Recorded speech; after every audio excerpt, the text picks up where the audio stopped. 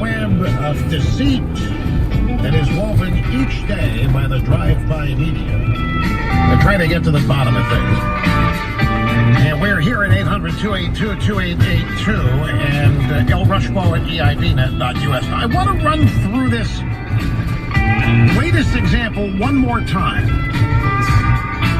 And again, I'm going to ask you to either turn up your radio. I mean, turn it up really loud so that it gets your attention.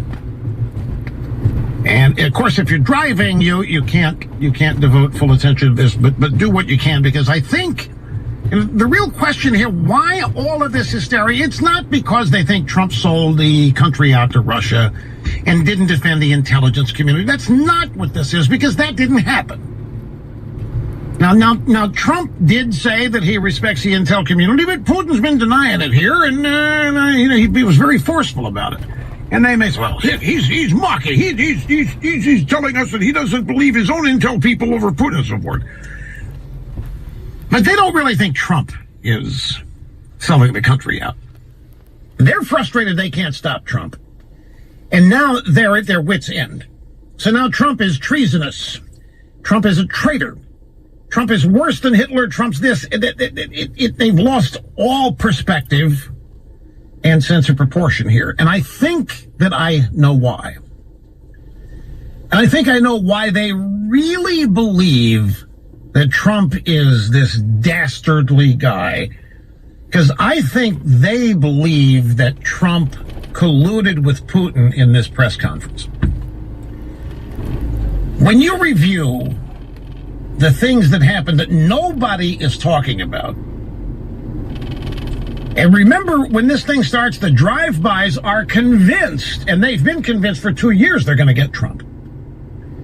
And they've got the Mueller indictment that dropped on Friday, and they haven't, they're on the verge of figuring out what that really means, but they're not there yet, because they've got this presser, and they're going to nail Trump, and they're going to finally get Trump to admit that the Russians did have something to do with that election, and that's all they need, just one morsel of Trump acknowledging that, and they are off to the races with Trump colluded. But Trump foiled them. Not only did Trump not acknowledge even Russian meddling, he turned it around on them by asking them about the Democrat server and where it is, because that's where the hacking took place, and why don't the Democrats want the FBI to see that?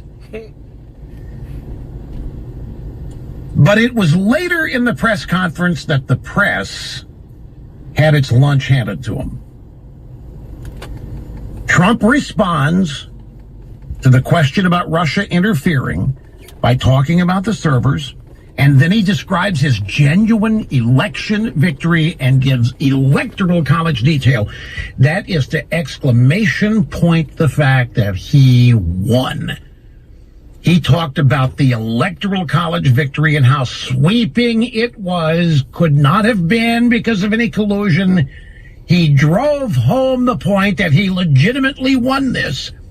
So that's an insult. That he's confronting them, he's denying them what they want. And then he handed things over to Putin. He said, Putin has an interesting idea I'll let him tell you about. Now, there's all kinds of camera shutters clicking and room noise and media getting ready to shout questions. And it wasn't readily available that Trump said that, but he said he has an interesting idea. Putin does. I'll let him tell you about.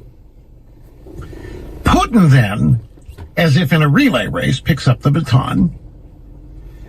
And in what has to have been an agreed upon procedure, Putin offered two proposals. He offered up the Russians named in the Friday indictments. He told Mueller's team, he looked in the camera,